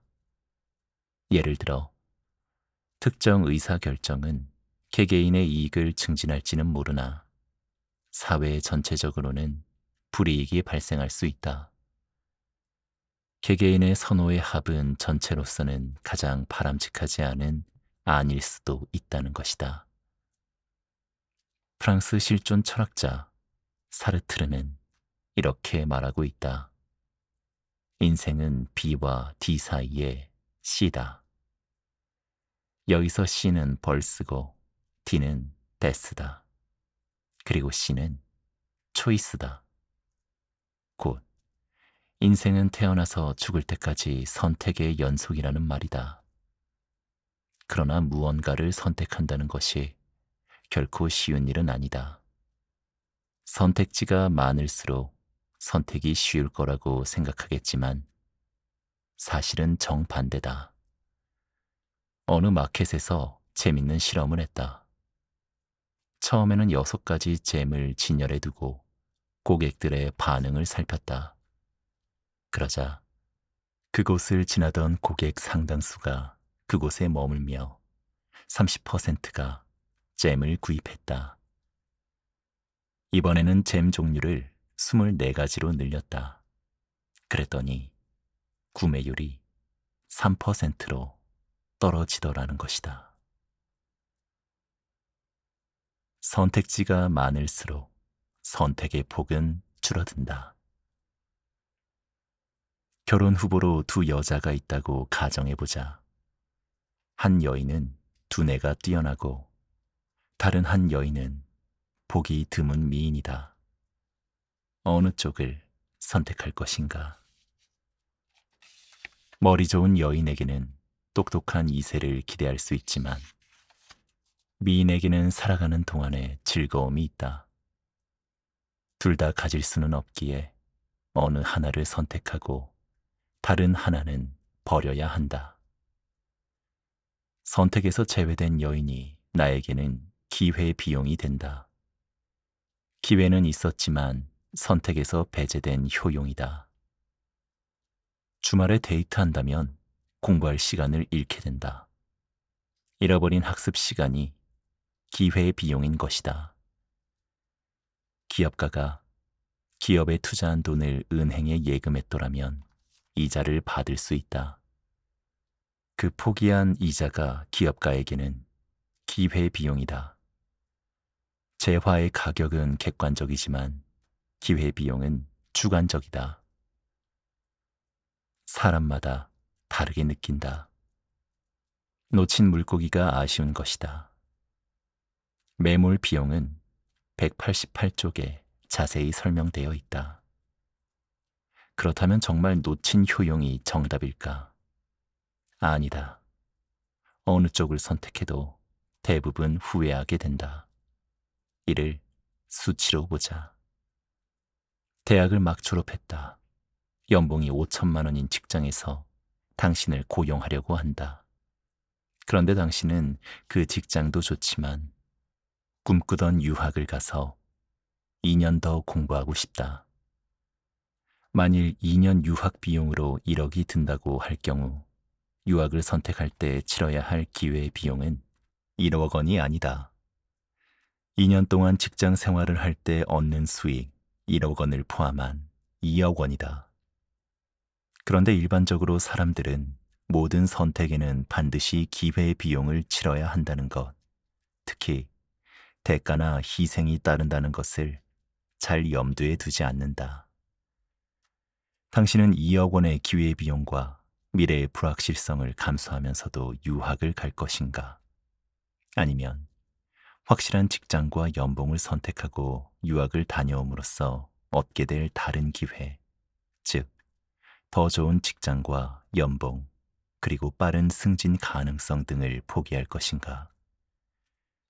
아니면 최소한 2년 동안 직장 생활을 하면서 유학 비용을 모으고 좀 더 확실한 방법을 찾을 때까지 유학을 미룰 것인가? 합리적인 의사결정이 가능할 것 같지만 현실에서는 그리 간단한 문제가 아니다. 위의 사례에서 설사 집안 형편이 유학 비용을 지원할 수 있을 만큼 넉넉하더라도 만일 당신에게 지극히 사랑하는 애인이 있고 그 애인이 유학을 반대한다는 조건이 하나만 더 붙어도 판단은 훨씬 더 복잡하고 어려워진다. 과연 그와 같은 조건에서 어떤 대안이 당신의 기대의 효용을 극대화하는 최선의 선택일까? 아무리 체계적이고 논리적으로 사고하는 사람이라 하더라도 실제 현실에서 저런 선택 상황에서 사전에 어느 대안이 최선인지 결정 지을 수 있을까? 의사결정의 고전적 모델은 대부분의 의사결정자가 실제로 어떻게 하는가를 묘사하기 위한 모형이라기보다는 이상적이고 비현실적인 경우가 많다. 그 이유는 이렇다. 첫째, 실제 현실에서는 어떤 선택과 결정을 하는데 무한한 시간이 주어지지 않는다. 대부분의 중요한 문제에서 결정을 미루며 시간을 질질 끌 수 없다. 둘째, 아직 경험해보지 못한 선택 대안들에 대한 모든 중요한 정보들을 완전하게 확보하는 것은 불가능하다. 당신이 알지 못하는 숨은 정보들 가운데 정말로 중요하고 결정적인 정보들이 있을 수 있다. 셋째, 특정한 주관적 조건 속에서 가능한 모든 선택 대안들이 가진 기회 비용과 예상 가능한 결과들을 객관적으로 모두 계산해내는 것은 사실상 불가능하다. 미래는 불확실하고 너무 많은 예측 불가능한 변수들이 끼어들어 작동하기 때문이다. 미래의 모든 대안과 가능성을 계산하는 건 인간 지성의 영역을 넘어서는 일이다. 그래서 운명의 영역인 것이다.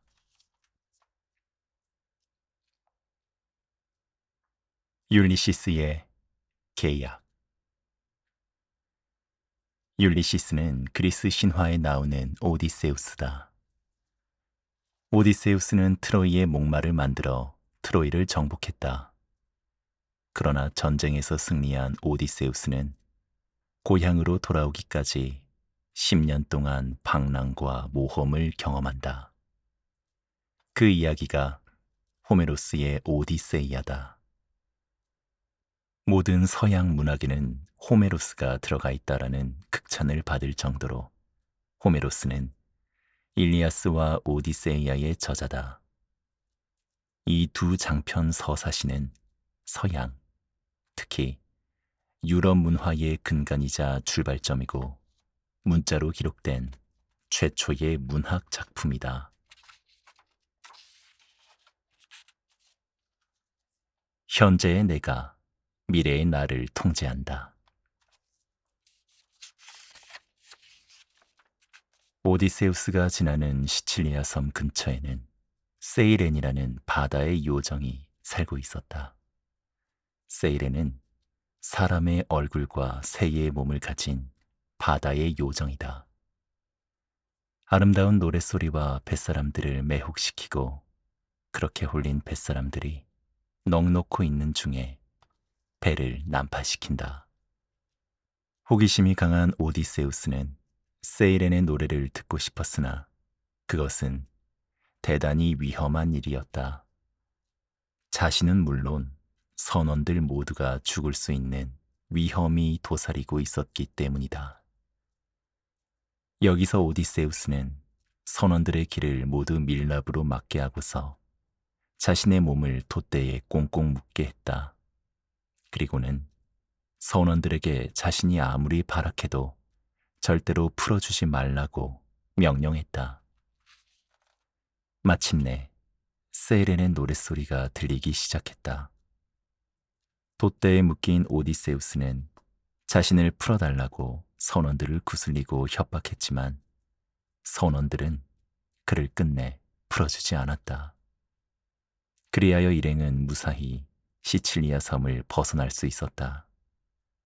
그러나 유혹에 실패한 세이렌은 바다에 빠져 스스로 목숨을 끊었다는 이야기가 오디세이아의 줄거리다. 여기서 율리시스의 계약이 나온다. 이를 심리학에서는 스스로 자신을 구속하기 위해 계약하는 것을 율리시스의 계약이라고 부른다. 즉, 현재의 내가 미래의 나를 통제하는 것이다. 사람들은 율리시스의 계약에 약하다. 저축성 예금이나 보험이 그러하다. 미래에 대한 불안 때문에 돈을 마음대로 쓰지 못하도록 나를 묶어줄 일종의 돛대가 필요한 것이다. 미래의 행복을 빌미로 현재의 고통을 요구하는 이런 율리시스의 계약은 우리 주변에 아주 흔하다. 다이어트도 일종의 율리시스 계약이다. 스스로 나를 구속하는 심리.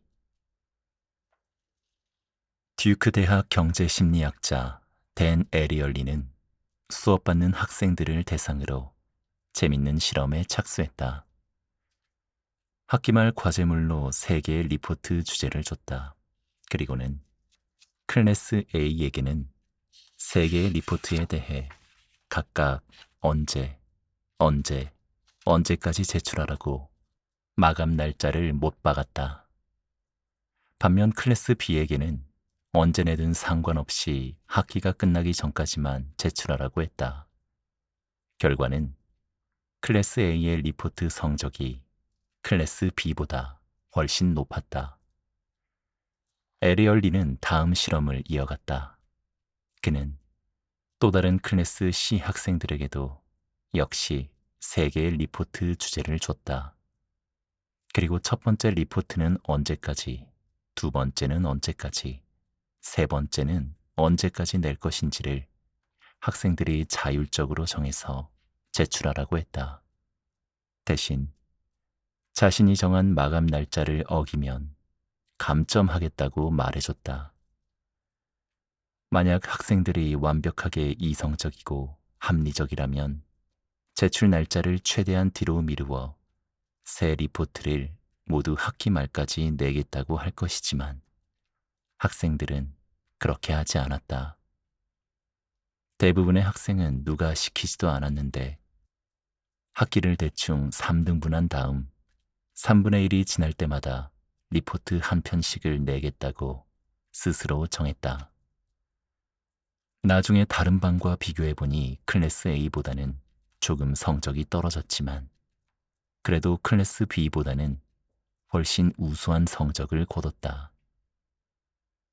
율리시스의 계약은 정신질환을 앓고 있는 사람이나 말기암 환자가 미래에 어떻게 돌변할지 모르는 자기 자신을 계약으로 묶어두기 위해 사용하기도 한다. 정신분열증 환자라면 증세가 심각해지면 이성을 잃어 어떤 일이 벌어질지 모르는 상태가 된다. 그래서 미리 계약서에 내가 발작하거든 강제로라도 나를 입원시켜달라고 적어 공증을 받는 경우다. 알코올 중독자를 치료하는 의사들은 퇴원 시 각서를 쓰게 한다. 다시 술을 마시게 되면 두말하지 않고 입원하겠습니다. 라는 내용이다. 이것이 경영학에도 도입되어 투자자들에게 율리시스의 계약을 서약하게 한다.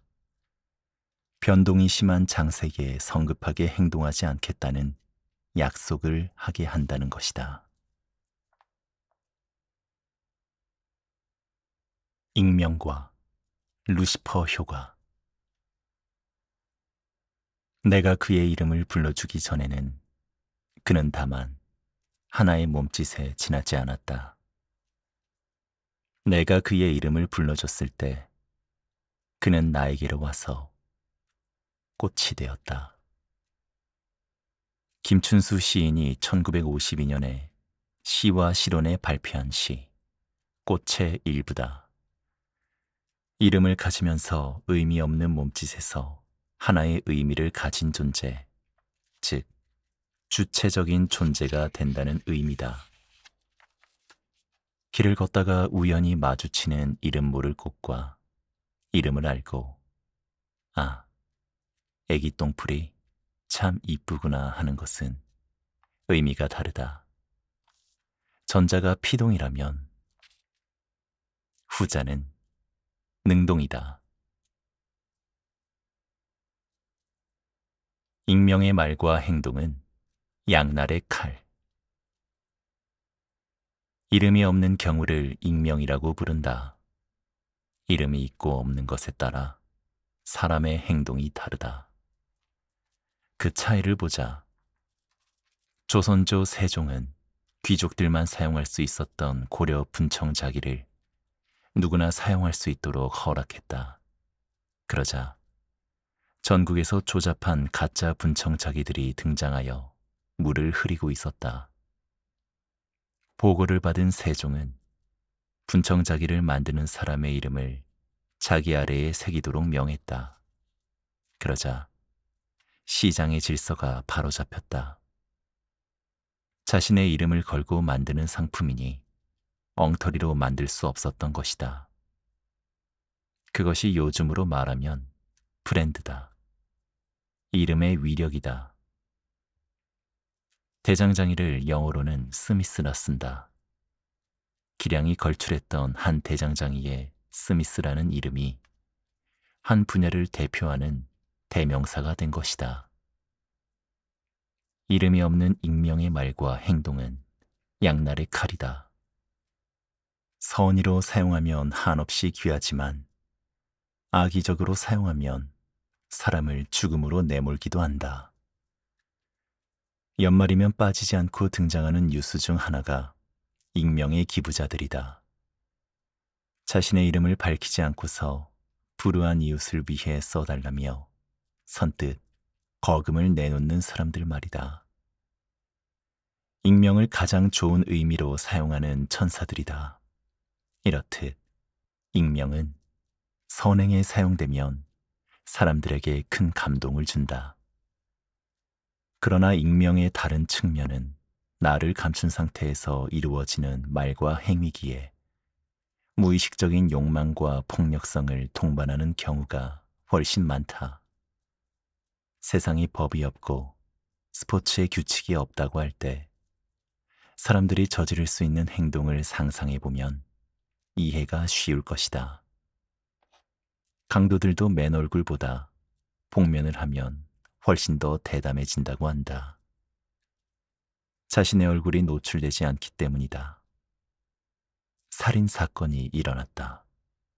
시신을 살펴보니 신체 부위가 여러 곳 훼손되었고 특히 얼굴을 알아볼 수 없을 정도로 난자당했다. 범인은 누구일까? 프로파일러는 알고 있었다. 피해자와 아주 잘 아는 가까운 사람이다. 얼굴을 잘 아는 사람일수록 더욱 잔인하게 죽인다는 것이다. 이것이 익명의 세계다. 인터넷은 익명의 바다다. 이름을 숨기고 마음껏 서핑할 수 있는 비밀의 바다인 셈이다. 온라인 카페를 서핑하다 보면 익명의 게시판은 온통 욕설, 비방, 음담패설, 언어폭력이 난무하고 있다. 익명이 보장되는 가상의 공간에서는 자신을 통제하기가 현실에서보다 어렵다. 오프라인에서 억눌렸던 잠재된 욕망이 익명의 공간에서 분출되기 때문이다. 수사관들의 말을 빌리자면 인터넷 공간에서 온갖 악플을 달고 조폭처럼 행동하는 사람들을 잡고 보면 그리도 착한 사람들이어서 놀란다고 한다. 이른바 익명의 공간은 해방 공간인 셈이다. 익명은 미운 놈 죽이기에도 유용한 수단이다. 누군가에 의해 조작된 의견이 다수 사람의 견해인 것처럼 나돌면서 무고한 사람을 죽음으로 내몰기도 한다. 악플에 시달리다 결국 자살을 택하는 연예인이나 유명인들이 빈번한 인터넷 환경이다.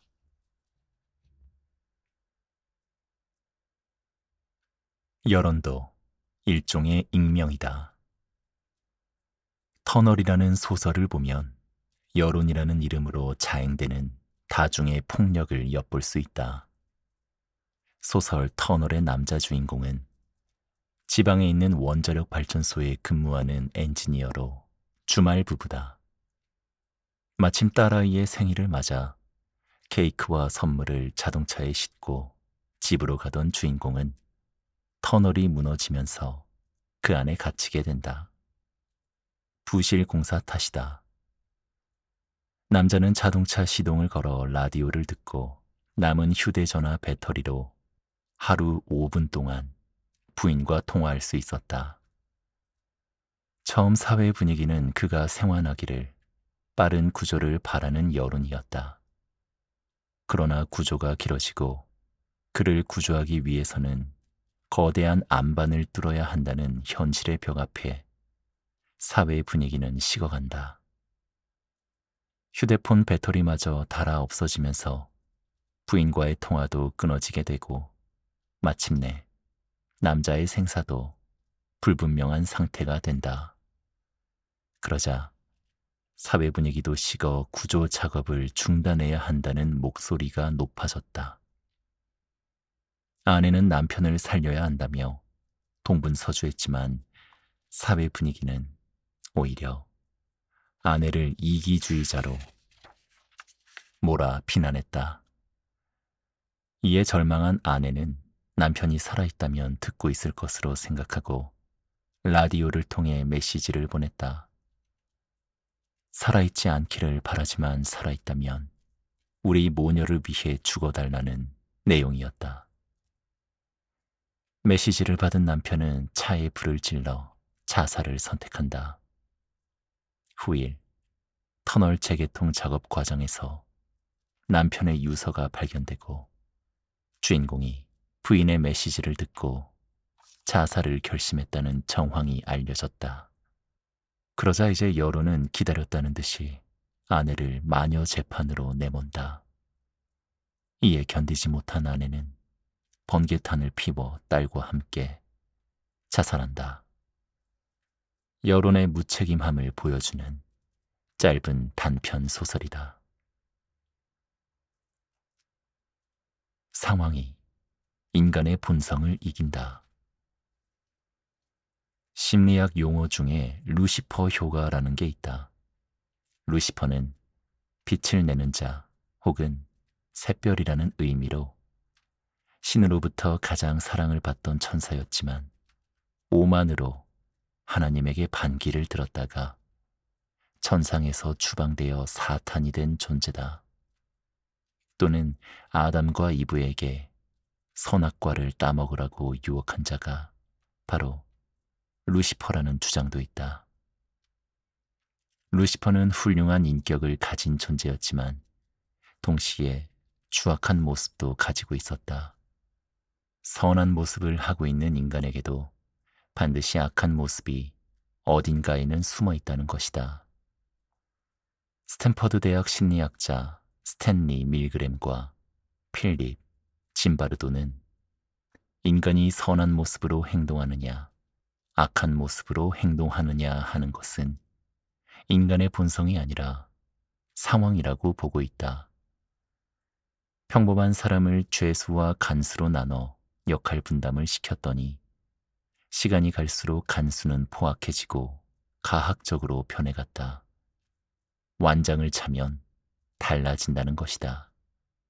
즉, 선량한 사람이 악마로 변하는 것은 본연의 인간성이 아니라 상황이라는 주장이다. 유대인 600만 명을 포함하여 수많은 사람을 학살했던 나치인들 모두가 원래부터 악한 사람들이었을 리는 없다. 아이러니한 것은 현대적이고 구체적인 동물 보호법을 만든 사람이 히틀러였다는 사실이다. 게슈타포를 창설하는 등 악명이 높은 헤르만 괴링은 1933년 라디오에 나와 동물들은 참을 수 없는 고통과 실험을 경험하고 있다. 나는 신중하고 묵묵히 생각했다. 죽어가는 동물을 지속적으로 대우하겠다. 라고 밝히기도 했다. 스탠리 밀그램의 가설처럼 평범했던 보통 사람들이 특수한 상황에서 악마로 변했던 것이다. 악의 상황 이론을 쓴 리 로스는 이렇게 말한다. 나는 한 개인의 비도덕적인 행위가 그의 고정된 도덕적 특성 때문이라고 생각하지 않는다. 언제, 어디서, 누구와 함께 있는가 하는 점이 훨씬 더 중요하다. 도플갱어. 인간은 누구나 가면을 쓰고 있다. 아주 옛날, 하나님이 나쁜 인간들을 멸하기 위해 큰 비를 내리기로 했다. 비를 내리기 전 하나님은 노아에게 일렀다. 노아야, 큰 방주를 하나 마련하거라. 그리고 배가 완성되거든 모든 동물을 한 쌍씩 태워라. 방주를 완성한 노아가 외쳤다.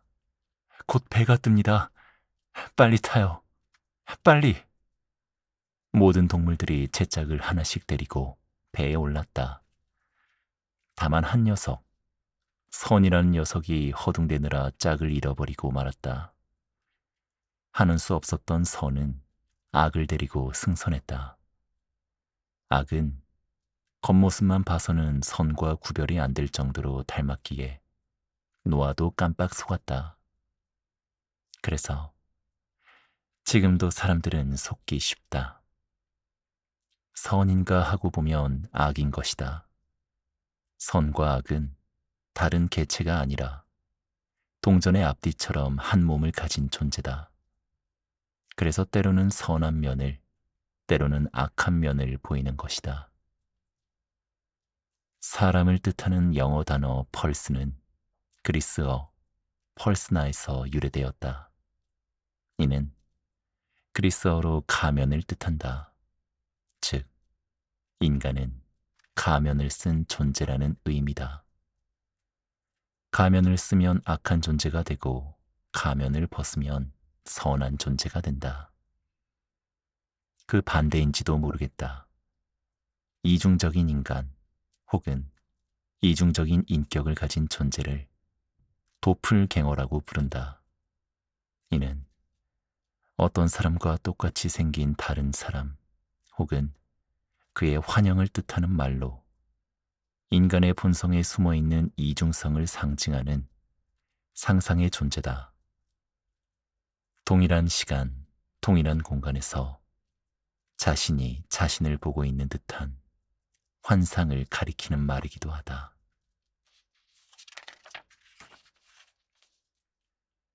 피카소의 그림, 뜨개질하는 여인은 뜨개질하는 애인의 모습을 그림으로 그리는 나이의 모습이 담겨 있다.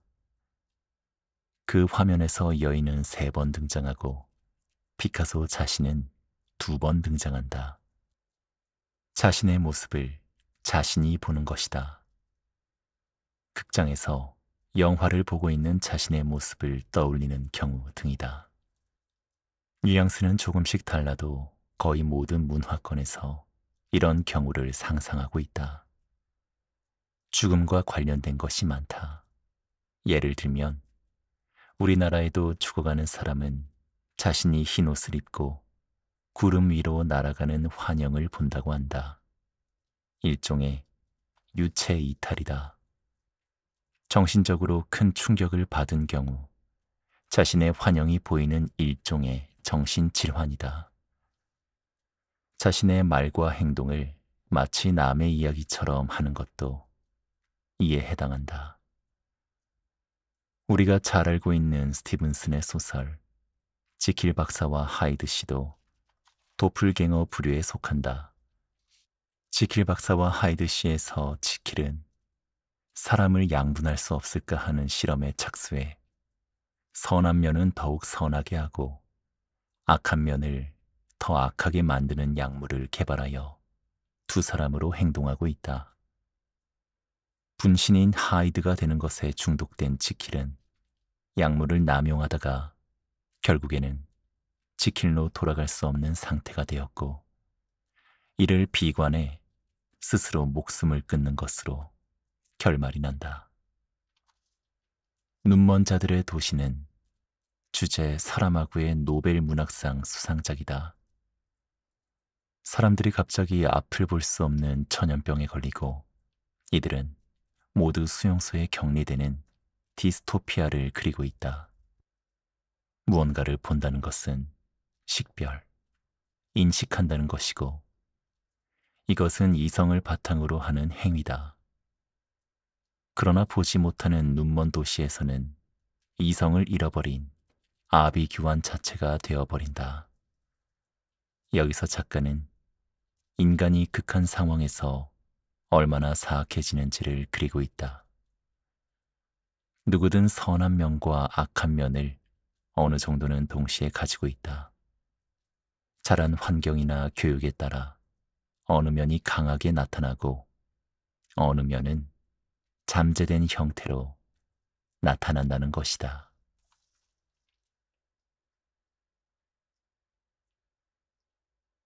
인지 부조화. 인간은 자신을 합리화하려 든다. 여름 휴가철을 맞아 친구들과 놀기 위해 바닷가에 있는 펜션을 하나 예약했다. 미리 예약한 탓에 가격을 할인받을 수 있었다. 성수기라면 20에서 30만 원 하는 펜션이지만 미리 예약한 덕분에 또 환불 불가라는 조건 때문에 10만 원에 예약할 수 있었다. 그러나 예약한 날이 다가오자 비가 내렸다. 일기예보를 들어보니 태풍이 온다고 한다. 바닷가에서 신나게 놀기는 틀린 것이다. 한 친구가 말한다. 가지 말까? 야, 미쳤어? 10만 원이나 냈는데? 그리고 돌려받을 수도 없어. 이때의 10만 원은 돌려받을 수 없는 이미 날아간 돈이다. 이를 매몰 비용이라고 부른다. 그러자 모임을 주선했던 친구가 말한다. 비 오는 바닷가의 낭만도 좋아. 그냥 가기로 해. 이 경우 비 오는 바닷가의 낭만은 합리화를 위한 아이디어다. 처음 기대와는 다른 상황이지만 옳은 선택이었다고 믿으려는 심리가 인지부조하다. 합리화, 자기를 보호하기 위한 수단. 1950년대 미국에서 있었던 사례다. 한 사이비 종교의 교주가 중대 발표를 했다. 모월 모일에 큰 홍수가 나고 인류가 종말을 고할 것이다. 그러나 믿음이 깊은 성도들은 비행 접시가 와서 구출할 것이다. 그러자 난리가 났다. 직장을 퇴직하여 퇴직금을 바치고 재산을 정리하여 헌금으로 바쳤다. 사람들이 이런 행동을 보고 어리석은 사람들이라고 비난했지만 신도들은 오히려 그들을 불쌍히 여겼다. 마침내 종말이 날이 왔다.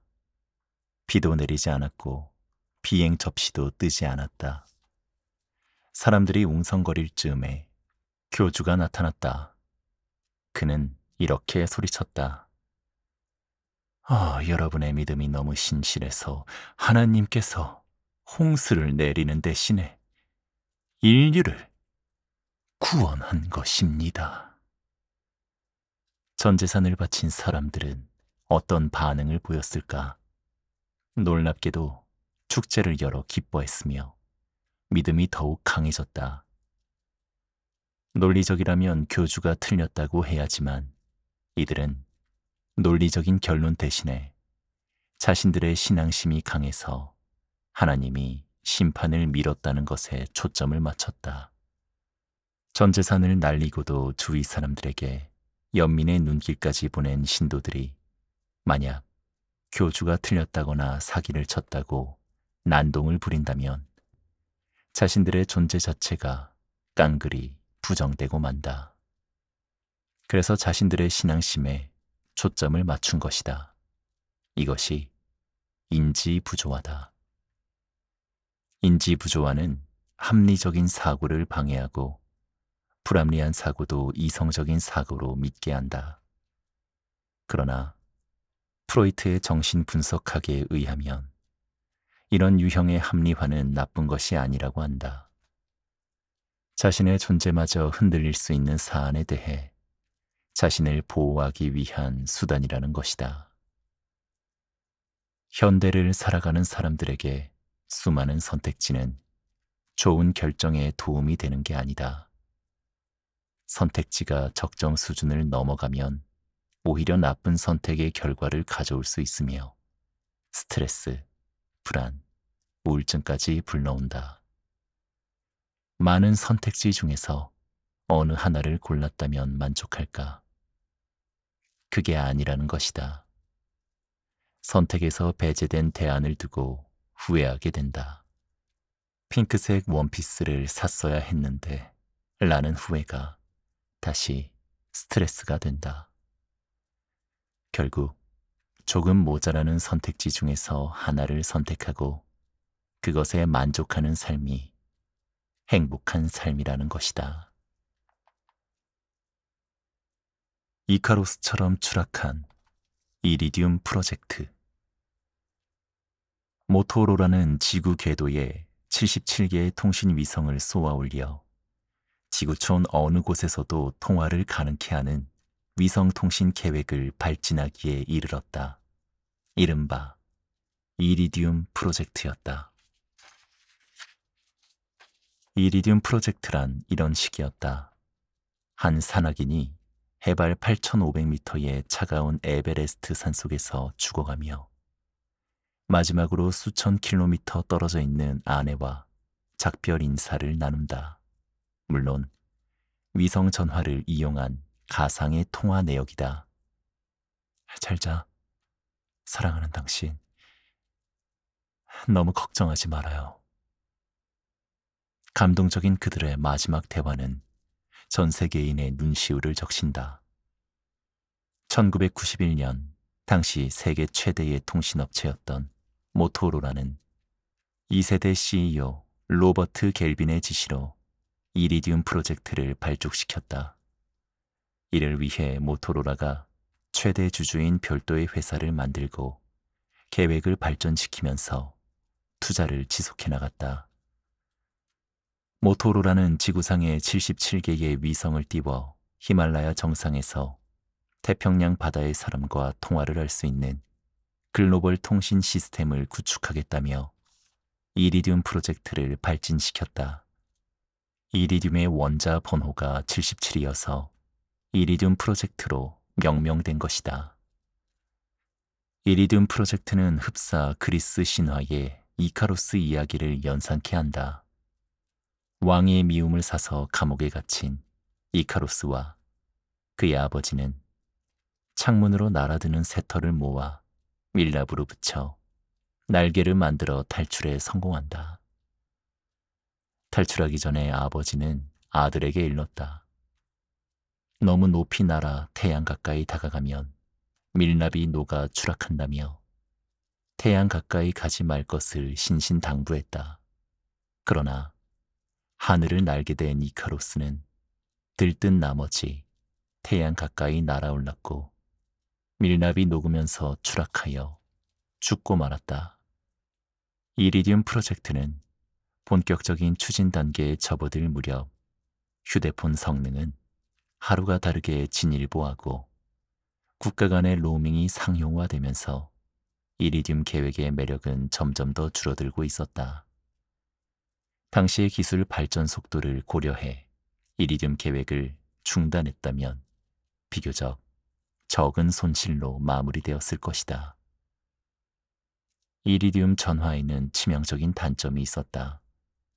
단말기가 거의 벽돌 크기인데다 위성과 직접 교신할 수 있는 야외에서만 통화가 가능했기 때문에 기존 휴대전화보다 효용성이 떨어졌다.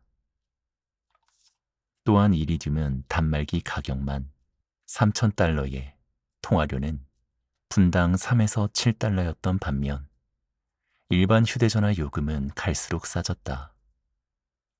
회의적인 증거가 뚜렷했는데도 이리디움은 사업을 계속 추진했고 1998년 고객 서비스를 시작했다. 그러나 바로 다음 해에 이들은 15억 달러의 채무를 갚지 못해 파산 신청을 했다. 1999년에 모토로라는 20억 달러가 넘는 적자를 기록했다.